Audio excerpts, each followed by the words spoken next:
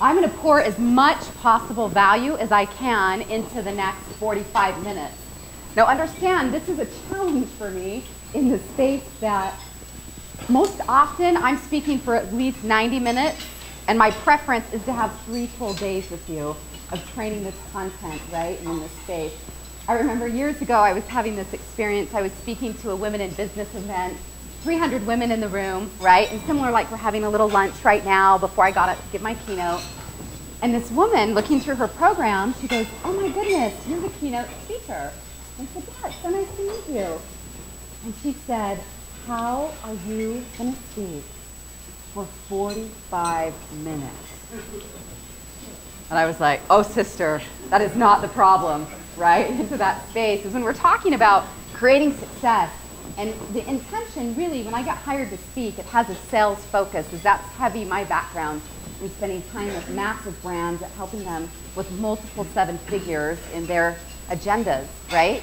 Before I launched out on my own, and that's what I was doing, and that experience, it's just that dynamic. It's sales and success. So it's a combination of how do you grow you and how do you grow your business. But there's one thing that I know to be true. Success leaves clues. So does failure, right? When you start to study success, and you look at success from the perspective and saying success in business, success in health, success in relationships, success in anything, is there certain patterns that you can start to observe. And in my corporate career matched with my own business, I've had the great pleasure of coaching and speaking to thousands and thousands and thousands of people. And most often I'm in rooms like this where you have a lot of high achievers, right? And in that space, as you look at what are the patterns of success, and you think about, okay, what are the things that show up regularly, whether I'm in an industry that's healthcare oriented, manufacturing, if they're entrepreneurs, direct sales, right? All range of folks and companies and industries in that space. And when you start to model that, I would say there's 5. And I have a training on that I'm going to gift to you a little bit later today. We can go in detail, because I'm just going to highlight one. When I had the great fortune of seeing what makes a high achiever, a top performer, if I had to pick one, it would be what I'm about to share with you. See, everyone deals with fear. That's the big news, by the way. Even the folks that you think and look up to that are so confident and so successful, so put together, every single human being on the planet has some degree of fear or self-doubt or second guessing. Now, some people it's major and some people it's very minor, and a lot of people somewhere in between. So it's not if you feel fear, it's how you handle it that is the key difference maker, is when the discomfort comes up, when you need to have uncomfortable conversations with team members. Do we handle it? Do we hide from it? Right? When you're on the cusp of launching a new product or starting a new business, many of you, you're this entrepreneurial brain in the room. You know my world is also, right? Putting yourself out there, going for that new thing. Are you going to feel fear doing that? Absolutely. There's this fabulous book by Steven Pressfield called The War of Art. Not The Art of War, that's Sun Tzu, also a great read. The War of Art by Steven Pressfield. And he says one thing in that book that I think is so profound, where he says, the amateur expects to overcome fear. The professional knows they will never overcome fear, and they lace up anyway. Isn't that so true? We say in personal growth often, new level, new devil. So anytime if you start thinking about, I want all of you to entertain this question for me. Easy and simple. What do you want? What's your next level? Whether it's growing or doubling or tripling your sales, launching a new business, or doing something totally different. Maybe it's more personally related in a relationship or your health or wellness. To become clear, and I want you to write that down. What's something you think? Ask your heart. It's the best guide you'll ever have. Get in tune your own heart. What do I want? Come up with something at least you want that you're aware of in that space. But again, back to modeling and looking at high achievers, is that how they navigate fear or discomfort is the game changer. It's what I would say is the hinge on a door, right? Is most often, think about this, when you feel fear or afraid or uncomfortable, How do you typically respond? Or what would you say the commonality of how most people respond when they feel fear? What would you say? Fight or flight. What else? Avoidance. What else? Cowardly. Cowardly. What else? Yes. What else? How do most people handle it? A lot of times do they step into it or do they step away from it? Right? It's that shut down experience. So this is literally what I'm about to share with you, what I would say the 7-figure question is. That's the majority of the folks that I coach. They're 7 or 6-figure producers in that space. I only work with a handful of people at one time. And in that experience, right, even if they're already creating massive success, to go to their next level, they will confront it. And so this is what I would say is literally my 7-figure question. Am I willing, some of you are like, am I willing to be uncomfortable to have the results that I want? So when you ask yourself that thing you wrote down or that you're thinking about or that marinates in your heart that says, ooh, I think I want this. Whether it's being more connected to your spouse, and that requires vulnerability, or putting yourself out there in this new business or writing that book or going for it in that space, it's going to require you to face being uncomfortable. I believe that is the biggest difference between watching folks struggle or watching them succeed. It's how do they handle their discomfort. For me personally, I was going to be a special education teacher, and I worked for 2 years in Granite School District in classrooms with kids with special needs, right? All sorts of different challenges. I never in a million years thought I would be doing what I'm doing today, but that's how life is sometimes, right? Is that aspect of your life looks different than the way you thought. So I went to school for that and realized that wasn't the path and got on the path of selling personal coaching for Franklin Covey. I was so passionate about the 7 habits and so forth. But I'll tell you, doing what I'm doing today, you think I've had to embrace fear? Or put myself out there? Absolutely. And then I spent all these years building these massive brands, and then I stepped out to do my own thing. And truthfully, it picked me. So sometimes people go, oh yeah, but it's like what we call, Parker Palmer has some great work where he talks about the difference in your vocational life between a job, a career, and a calling. Are you living your calling? Do you love what you're doing? Because you know what? Life is so short. If you don't love what you're doing, that would be the first place I'd tell you to check into. If you don't love it, because the way it will push you and stretch you regardless is being in that space. But I remember this years ago, I was speaking to this environment, and they had all these vendor booths, right, at the big convention. And this gentleman approached me, and he said, how did you become a speaker? I've always wanted to be a speaker. And I promise I wasn't being a smarty pants, because I have that side of my personality, for sure, right? That little feisty side. But I was just being matter of fact, and I looked him square in the face, and I said, because I decided to, right? And in that space, that are you willing to be uncomfortable to have what you want for your business, for your personal life? I love this little short clip. I think you'll enjoy it too. I'm too weak, too slow, too big. I ate too much for breakfast. Got a headache. It's raining. My dog is sick. I can't right now. I'm not inspired. Makes me smell bad. I'm allergic to stuff. I'm fat. I'm thin. It's too hot. I'm not right. I've got shin splints, headache. I'm distracted. I'm exerting myself too much. I'd love to really, but I can't. I just can't. My favorite show is on. I got a case of the Mondays, the Tuesdays, the Wednesdays. I don't want to do this. I'm gonna do something else. After New Year's. Next week. Might make a mistake. I got homework. I feel bloated. I have gas. I got a hot date. My coach hates me. Mom won't let me. I bruise easily. It's too dark. It's too cold. My blister hurts. This is dangerous. Sorry, I don't have a bike. I didn't get enough sleep. My tummy hurts. It's not in my jeans. I don't want to look all tired out. I need a better coach. I don't like getting tackled. I have a stomach ache. I'm not the athletic type. I want to get sweaty. I have better things to do. I don't want to slow you down. I have to do this. As soon as I get a promotion, I think I'll sit this one out. And my feet hurt.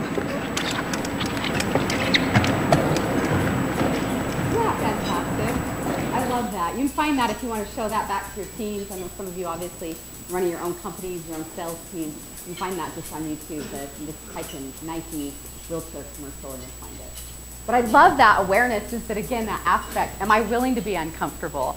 And there's always 1,000,008 reasons of why not to do something.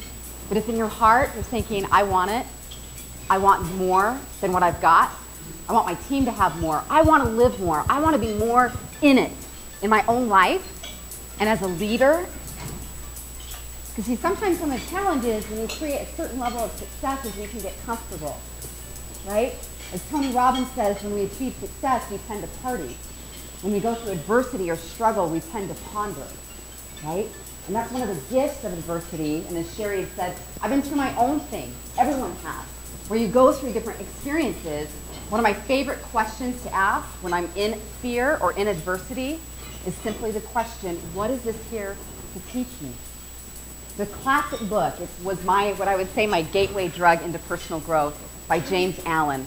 Classic work called As a Man Thinketh. You can find that for free at asamanThinketh.net, right, and e-copies. But one thing he says in that material, if you find that a certain adversity or a certain circumstance keeps finding you, this tells you haven't learned the lesson. In his content he teaches, he says within every circumstance is a spiritual lesson. And once you get the lesson, the circumstance passes away or moves on to make room for new growth and in that experience for yourself. So you've probably heard this at some point as well in your life, Robert Allen, that everything you want is just beyond your comfort zone, right? When you think about, I want new, I want to be more connected, right? Connection requires a degree of vulnerability and saying, I want to grow, I want to expand, I want to put myself out there, I want to try this new thing, or I want to bring this up at my next board meeting. And that requires, you know, your heart might beat just a little bit of being willing to be outside that comfort zone to have the life that you desire. So most often the environments that I spend time in, again, and similar to you, were business oriented. And one of their goals is always, how do I grow my business? How do I increase revenue or increase retention? That's some form of a business priority, right? So one of the fastest ways, well, before we do that, I am curious for you to do this with me. I want you in your notes or just in your thoughts to think of the word sales, and then I want you to come up with what are the first 1, 2, or 3 thoughts, instant feelings, thoughts, or images that come up for you when you hear that word. And I want to hear from you. What comes up for you? Yes. Money? Love it. What else? Yep. Relationships. Exciting. Anyone else? Huh? Activity. Do any of you have a negative feeling come up? Poverty. Pushy. Commissions. Salesy. Aggressive. Cars, right? Sometimes that comes up. Now some of you, again, because you're entrepreneurial minded, this isn't going to be as big an issue for you, and it might be for your team members that work for you or that are part of your group or your causes. So a lot of times this is an area where people are stuck, right? Because they have this mindset, and being successful in sales is both a mindset and a skill set. And so a lot of this is helping them come to this place. One of the fastest ways to help you overcome the fear of selling, as well as how to help you create more in sales, is showing up from a mindset, an energy, and a philosophy of service, right? It's showing up to serve. As Tony Robbins has said, that dollars follow value. If you want more dollars, we provide more value to our clients, to the marketplace, and most importantly, to our relationships. When you really look at being fantastic in sales, there's 2 things a part of my entire training. The first is you become masterful at relationships and the art of connection, right? That connection is what equals clients, which equals cash. Is how well are you connecting? Now that might obviously your email marketing, website, in person, with your sales reps, or the people on your team, is you're after connection, right? And another, what I think is 7-figure thinking, is this thought process, which is how often do I make other people feel important? Have you ever read the book, How to Win Friends and Influence People? Right? Is that aspect of, are you connecting with other people? Do they feel heard, understood? Do they feel acknowledged and appreciated and in that space? Is how often do other people feel important in my presence? Now that's true at home, to have thriving relationships in a personal way, to have thriving relationships in business. If you have a thriving business, you have thriving relationships, guaranteed, right? And now, I don't know where this phrase first came from. I first learned it from Robert Kiyosaki when I worked for his big brand, Rich Dad Poor Dad, years ago. And in that space, he talked about this concept that your network equals your net worth, right? That isn't necessarily new. Now, the Tiffany Peterson ism to that is, I would say, the quality of your network equals your net worth, right? As in your quality of your relationships and quality of connecting. And this is the one thing we can definitely and distinctly control, is how do we show up, right, in relationships. There is one truth I know for sure. There's not a whole lot I know for sure. But one thing I do know for sure is that there's a lot in life you cannot control. You can only control how you show up, right? There's this formula that says event plus response equals outcome. The way we respond, the way we show up, is what directly influences the results and the outcome that we're creating or experiencing. So in asking yourself, has it been a little while since you've acknowledged or appreciated your staff or your existing clientele or the loved ones at home? The quality of your life, I believe, is deeply anchored in the quality of your relationships, personally and professionally, right? Many of you in this room, you're in this room at some level because of an initial relationship. I'm in this room today because of a relationship, right? And in that space, in that experience. That's how most of your business, especially at a larger level, comes from the quality of the connection that you're making. So let's talk about this from a perspective of nourishing your network. I think it would be valuable for all of you to think about, and perhaps a few of you contribute to, what are some of your favorite ways that either as a company or you personally, do you acknowledge, appreciate, or invest in your clients or relationships? What are some of your favorites, from simple things to big things, that you guys are doing? Yeah. For my staff, I like to write a handwritten note to their spouse at home. Versus to them, I write it to their spouse. Usually, in most cases, it's to the wife at home, and let them know that they have a rock star, and thanks for the support, and keep working so you can make it to our trip to Paris or wherever we're going, for sale this year. I love that. If y'all didn't hear that, what he said, I said y'all. I've been in Nashville and Dallas the last 2 weeks, so. And I bought the cutest cowboy boots, by the way, side note, just in case you're all wondering. See, there it is, y'all again. But if you didn't hear what he said, is he write a handwritten note to the spouse at home and saying, thank you for your support of this team member. I love that. What else works for you guys or that you're doing that you like? Don't be shy. Shy's boring. What are you doing at work? Yeah. Yeah. Yeah. She's saying, I like to be in the moment, be present. With technology especially, right? Can you go a whole lunch, right? Without checking our cell phone and checking into that constant buzz and so forth. Being present, I do think truly is one of the most powerful gifts. And I also think for your VIP clientele, VIP is the 20% that produces 80% of your results. Your VIPs need to hear from you personally at least quarterly. Whether that's a lunch or a phone call, a gift basket, or something of that nature, is to put that into your rotation, that they show up regularly, that you get that personal connection, right? We love email marketing, love online connections, but staying connected personally goes a really long way. So alongside of that, also lunches, obviously, teas or something of that nature, getting together in person, phone calls. Anyone else have an idea that what you do as a team or a group that might support? Or what are favorite things you've received from your favorite people that you do business with? Yes, back here.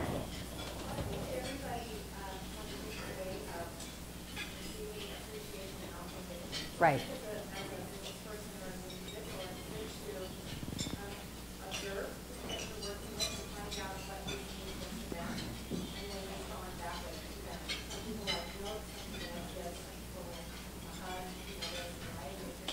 Right. Yeah. Yeah. Yeah, that's a great read. She mentioned the book, The 5 Love Languages. I highly encourage that for personal and business relationships, because we all want to be appreciated in different ways, right? And we receive that recognition, that appreciation. So paying attention. It's interesting you say that. And again, social media or connecting or just listening to what people are doing, what they're up to. You know, if they love golf, right? Gifting them a round of golf, or even better, going with them so you spend time nourishing the relationship that way, right? But for some people, it might be something else. There's a group I just spoke for, a massive international group called eWomen Network. And the founder of that, I follow her on some social media, and she's posted a few times about that she loves these bath bombs. Which, ladies and gentlemen, if you've not been introduced to a Lush bath bomb, you'll want to be. Fashion Place Mall, City Creek, they have them here. The point is, I've seen this on that. So the week before her big conference, which she was having me speak at, I sent her a box of this beautiful candle and several of these bath bombs that just says, hey, a little self-care goes a long way. Good luck with your upcoming conference. I'll be excited to see you in Dallas, right? Now, that didn't cost me a whole lot of money, but it sure said, hey, I'm paying attention to what you need or what you like or what speaks to you. There's lots of ways to do that. I just invite you to be regular and consistent at it. So for me and for my clients, they are something that they're accountable to is every week they nurture 5 relationships, right, in that space. As they nourish, whether that's writing handwritten notes, sending a gift card, setting up a lunch, but that they do it regularly. And one of the best ways to do this, because we all know this is a great principle, we all know it comes back to our quality of our connections. I haven't shared anything new. The coach in me, or the thought process to get you to take action on it, is it becomes a regular appointment in your calendar, right? As we like to say, success is scheduled. I know if I'm serious about something coming up or happening regularly, it has to be in my calendar. So for me personally, every 2 weeks, on Friday, pops up, it says RN time. Technically it says RN, baby, exclamation point, right? And RN stands for relationship nourishment, right? So I already have the time in my schedule, so it isn't something that you go, oh, that's a great idea. When I travel, which I do a lot, I carry blank note cards, right? The handwritten note. How often do you get anything fun in the mail? Standing out. It's always the thought of the extra mile, right? As Wayne Dyer has said, it is rarely crowded along the extra mile. You want to shine in business? You want to stand out? You want more referrals and more opportunity? Is simply this. Travel the path of the extra mile. You'd be surprised how few people even get thank you notes today. Sad or not, but you don't have to do a whole lot to stand out in business when it comes to quality care. But when you do it, you will absolutely be at the top of your game in your industry. Is how often do we make other people feel important? The people that work with us, the people that hire us and have given us their money, right? Or in their trust, in their projects. Is how often do they feel important to us? Now, there's one thing I also want you to pay attention to, is most sales focus in any business is heavily on focusing on recruiting new business, right? Is that they're looking at, oh, we want to recruit new clients, more clients, new clients, more clients. But where's the gold mine at? Your existing clientele. Why? Because we know in sales, people buy from those they know, like, and trust. It's relationship oriented. Everything comes back to relationship, right? Into that space, especially the higher the price point that they're going to purchase, the more important the relationship factor influences the purchase or the sale. And so when we're in this space, in this thought process, is nourishing your existing or previous clients. If you're looking for a quick cash infusion, go nurture your folks that have already done business with you in the past, or they're current clients of yours. So they feel, again, nurtured. I remember years ago, this is when I used to do a ton of private coaching. This woman who's a professional organizer, has a few books, and is on TV a lot. She lives up in Canada. And when she hired me, her life started to go through a lot of transition, right? And we were on her second coaching call, and she says, Tiffany, she's in the middle of a divorce, she's moving into this apartment, and she's saying, I have got to make some money. I'm feeling really stressed about my income and about my finances. And maybe some of you have been there, or some of you are there now. And I said, okay, well, here's a few of your assignments. And they said, but Caroline, here's what I want you to do. I want you to, again, she's a professional organizer, a service-based solo entrepreneur. And I said, I want you to reach out to 10 people you've already done organizing with in the past. And she does both residential and commercial projects. I said, I just want you to reach out to them, and here's some, quick scripting. It's just, hi, how are you? I've been thinking about you. How's your space? Is there anything I can do to support you? By the way, on my YouTube channel at Tiffany Peterson, it's just S-O-N, Peterson, you can find there's an entire training on this called Get Clients Now, right? If you want to view that and watch that, it's there. Very easy to find. Unbeknownst to me, that was a huge stretch in her comfort zone. The next week, we were meeting for her next session, and I said, okay, check in, tell me how your assignments went. She said, well, I have to tell you, you asking me to contact those 10 previous clients really scared me. Because I got sick to my stomach, I was nervous, I had a lot of anxiety about it. She goes, I would have rather contacted 10 new people. And as we got into that, a lot of that for her was she felt like, well, these people already know what I do. I've already serviced their account before. If they wanted more, they'd just call me, right? Making that assumption. Never assume. She reaches out to those 10, 5 on the spot book her for business. She pays for her coaching, she pays for her bills, and she's caught up, she's thrilled. But that was a real stretch for her. But you know what almost all of those folks said to her? Of those 10 calls she made? I've been thinking about you. So are the people you've been thinking about reconnecting with? Write their names down. Commit before you go to sleep tonight. You're sending them an email or calling them, setting something up. But who's on your mind to connect with or to nourish that relationship? And again, they may be your previous clients or existing clients, but where I think businesses across the board miss the boat is they don't nurture their existing business. So when people ask me all the time, how are you getting booked to speak? You want to hear a little thing? Devin's in the room. He's a part of my local NSA, National Speakers Association. We met last night. I don't even have a speaker's video. And I'm admitting that, knowing that I've got a plant in the room, that I'm going to get an earful about that after the fact. As a professional speaker, I don't have a speaker's video. I'm booked all the time, and I don't say that to brag. If you want to know what I'm doing, and they ask me, how are you being booked to speak so much? It's nourishing my relationships, right? I'll speak in one audience, and there'll be other folks there, and that relationship gets nourished. And then other folks, and it just works by referral for me. That's true for you, though, too. So it's not this magic sauce just for me. It's the quality of your relationships determines the quality of your bank account.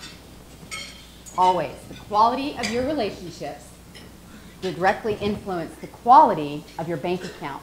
Now, that's true in bank account in terms of quality of life, as well as literally in business. So I think this is important information. It was for me when I came across this. This is information I found from a study out of Notre Dame University, who I do cheer for, coming up here in the next couple of weeks. A gentleman named Herbert True. You know why I cheer for Notre Dame? I do cheer for the Utes, too. I know I'm on the other side of the mountain. That may have just half the room may have just disliked me instantly. Guess why I cheer for Notre Dame? I wonder if anyone in the room knows. What? No. It's because there's a movie called Rudy, and I saw it like 8 years ago for the first time and bawled my eyes out. And now every Labor Day I have a tradition. I watch Rudy, and remember the Titans, they make up the best batch of chili, and we kick off college football season that way, that Monday. But every time I watch Rudy, have y'all seen Rudy? If you've not seen it, you need to see it. But the teammates, when they lay those jerseys down on that desk, they've got their teammates' back, right? And got the back of this other guy's dream. He has this huge dream to finally get it, and he's so not the guy, right? Anyway, I digress. Love Rudy. Watch it in that space. This comes out of Notre Dame University. An observation of thousands and thousands of sales interactions. Their statistics prove that on average, your tipping point in business, your tipping point in contact, is that on average, 60% of your sales transactions are going to take place after a 4th interaction, right? Now, for some of your sales cycles, it's a lot more than that. But it's the dynamic is understanding, as well as taking that information back to if you have people working with you and for you and your brand, is that they have this awareness. Why do you think that mindset is important to know that the majority of time, business is going to take a little longer than just a one call or one email? we tend to maybe say to ourselves, you ever left someone a voicemail that didn't call you back? What assumption could we potentially make if they don't get back to us? They're not interested, right? They're not interested, or maybe I just don't click with them, or it's not this, or it's not that, whatnot. Is that ironically, right, is we're going to need a little more time because all that reinforces is we're after relationships. Here's what's interesting about this data that's not listed up on the screen. 44% of all salespeople will quit after a first contact. So that's almost half the room done. They're not even going to go for it a second time. Another 24% will quit after a second contact. Another 14% will quit after a third. Another 12% will quit after a fourth contact. 94% of all folks in sales, which is every single one of us in the room, will quit at fourth contact. What? That would be new. Yeah, new business, right? So you're nurturing a new relationship. So guess what results the 6% have?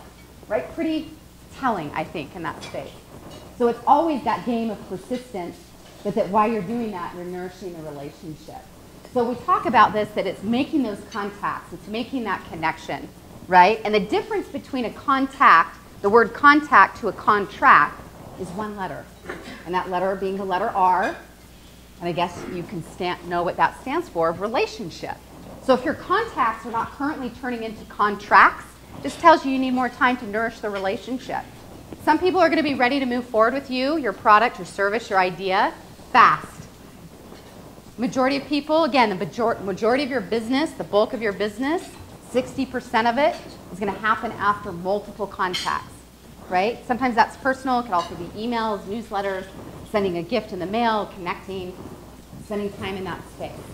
But all of you, the same thing. A lot of the people you do business with aren't necessarily because they're the cheapest or most convenient, always, is that it's the relationship that's in place, right? And the nourishing of that experience. Oh, my goodness, this has moved fast. So I'm going to share with you what I believe. Let me just spin into time so I can, okay, we're right there. Gosh, that's like fast time that's going quick. So I'm just going to share this with you. And this, my own little heart comes into this story. So sometimes I get choked up, sometimes I don't in that space. But if I were to think about, again, when I'm customizing your slide deck this last night and this morning, I just thought, gosh, what do I cut, what do I keep? This always has to stay. Because I believe that the most important advice for your life personally and your life professionally, which is really just one life, it would be the law or the idea, the concept of the 4 SWs. And some of you have heard this before, but whether in life or in sales, the 4 SWs stand for some will, some won't, so what? Someone's waiting. And the reality is the more that you share yourself personally, right? Some of you in that space of putting yourself out there or leading teams or starting new initiatives or asking for the sale, is that some will say yes, obviously. The more you put yourself out there, you will also get no's. Some won't. So what, right? Someone's waiting. And years ago, where this becomes personal for me is, years ago, I was 25 years of age. I was brand new to selling. I was not great in sales. I was super passionate about the 7 Habits and working for Stephen Covey's legacy and his great content. And I had work ethic. Passion and work ethic, right? I love this thought by Wayne Dyer where he says, fall in love with what you're selling and then sell your love. See, all of you are selling change at some level, no matter what industry you're in. And we talk about sell the destination, not the airplane. Your products or services or company is the airplane. But what you're all selling is the destination of where you take that person or that company to. And so here I was 3-4 days in on the job. I had started with this small group of other salespeople. I think there was 4 of us total, and one person in the group had already gotten a sale, so the pressure was on. And these were all inside sales, and we were just cutting our teeth on some cold leads, as you would call that, right? And again, I was putting in the time and the work, and these sales would range from about $1,500 to $6,000 to work with a coach by phone. Now keep in mind, this is 2001, when you're still having to explain to a lot of people what a coach is outside of athletics. right? Coaching has kind of become this big buzzword now in the industry. But here I was, and in this space, and part of that sale is they also had a 3-day window where they could cancel their program if they chose to. Like most things, you could choose to cancel. And I was newly working for this gentleman who was a very intense personality, and I've never been in a sales environment like this ever before in my life. And he was, very military. He was former CIA for our government, and so he was very intense, right, personality. And I connect with this woman on Monday. I believe her name was Beth, and I enroll her into a 7 Habits program. And I was thrilled. Do you remember that time? Can you remember in life that first time you make that big sale, right? And you get that information, or you move that forward, or you have your first big deal. For some of you, it's been a long time ago. Some of you can remember that recently. It's just that new experience, like that new first kiss, right? When you're falling in love and that, right? So I enroll this woman. We have this great heart-to-heart connection. And then the next day, I'm on a phone call, and I think you can see where this is going. But I get notifications from customer service that my sale has canceled. And I was pretty deflated. And this is long before I'd had any success or real mindset training about how to navigate that. It's pretty wilted. I mean, what do you think was going through my brain, right? It's some rendition of, maybe I'm just not cut out for this. Maybe I'm just not, this isn't going to work. And what did I do wrong? All the personalization is somewhere I must have messed it up. And I was pretty bummed, and this boss of mine, as he walked by, he went on to become a dear friend and mentor to me. But he walked by me, and again, my body language is pretty just wilted, and he says to me, "What's up with you?" In this very kind, nurturing way. "What's up with you?" And I mute my phone in the most wilted voice possible. I said, "My sale canceled." And I was expecting a little different response from him, right? And he grabbed my pad of paper, big yellow legal pad, and grabbed my pen. And he wrote in furious strokes just this short thing and underlines it and pushed it back to me. And what do you think it said? "So what?" Right? I was feeling a little more that stung, and I was expecting maybe a little more "Hey, let's get off the phone and get a Diet Coke and a brownie and let's go love this out of you," right? I wasn't expecting that, and it hurt. It really did. It was a sting for sure. But I promise it was one of the most priceless mentoring experiences of my life. I was really in the story. How often the stories on the inside become the reality on the outside. So if you're telling stories like, "I'm never going to be enough," or "I'm not good enough, attractive enough, thin enough, successful enough," oh my gosh, all of that conversation and in that headspace, right, is, some will, some won't. Most importantly, so what? Your dreams and goals have no business being in the hands of one other person or several other people. It's my belief, and it's my belief, I own this, but the word desire, your dreams and desires, they're in your heart and your head and your hands for a reason. And my belief is that comes from a very divine place. The word desire in its Latin context means of the Father. And even if you're higher power or source, you all have one. We all just worship it and support it or connect to it in different ways. Even if for you it doesn't take a masculine identity, your dreams and desires, those callings, have picked you for a reason. They aren't anyone else's responsibility to fulfill or bring to light. They've picked you. So what? Some people are going to say no. Oh well. A lot of people are going to say yes, and most importantly, the last SW is someone is waiting. There is someone that's going to love your idea. Colonel Sanders, KFC, he was 67 years old and 1,000 rejections of his chicken recipe before he got picked up. Adversity after Michael Jordan being cut from his high school basketball team because he wasn't good enough. Are you kidding me? Anyone that's created greatness, this room, I know by the fact you're in this room, every single one of you has faced some degree of adversity or you wouldn't be here. You've already gone through what I call authenticity training. Because when you commit to say, I want this dream and this goal, it creates that experience. So I have one last thing I want to show you. and then we'll transition for the rest of the afternoon.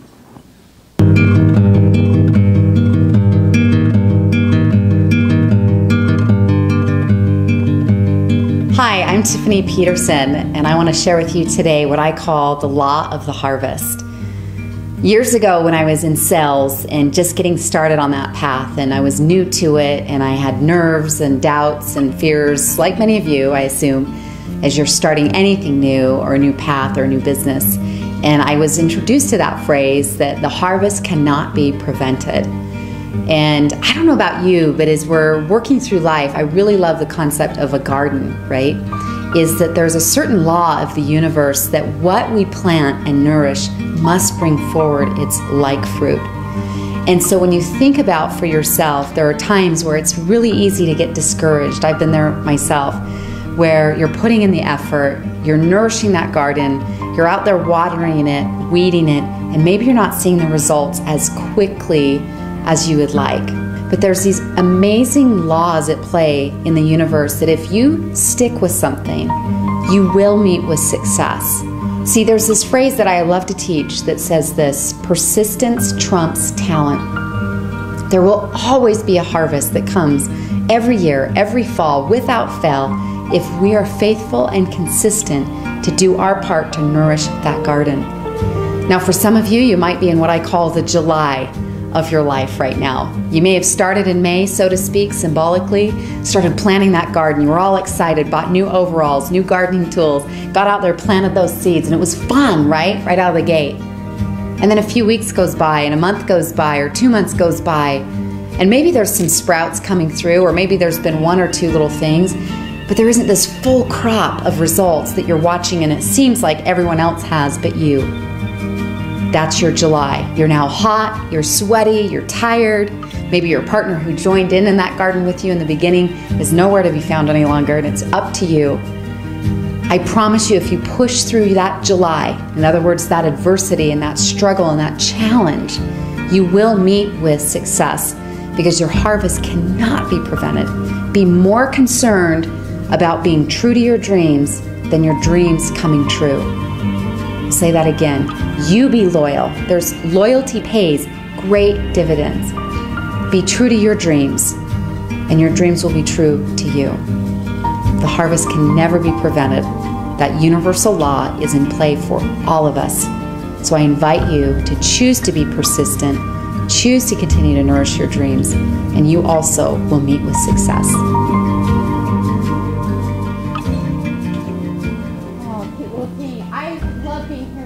All of you have a card on your chair. There's some training. I would love if you want to go deeper with some of this content.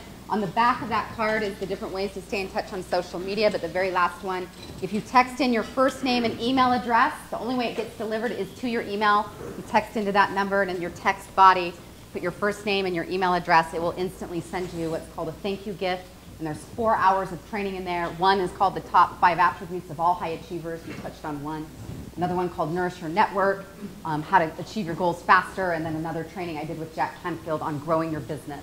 So if that speaks to you and you want further resources, would love to support you. But thank you for having me in your space. I promise you, like that universal truth. You know what's funny is when I get discouraged, sometimes I pull up that video off my YouTube and I watch it even though it's me speaking to myself, right? Because of the principle is true. The harvest cannot be prevented. Whatever dream you have, don't waste any more time. Go after it.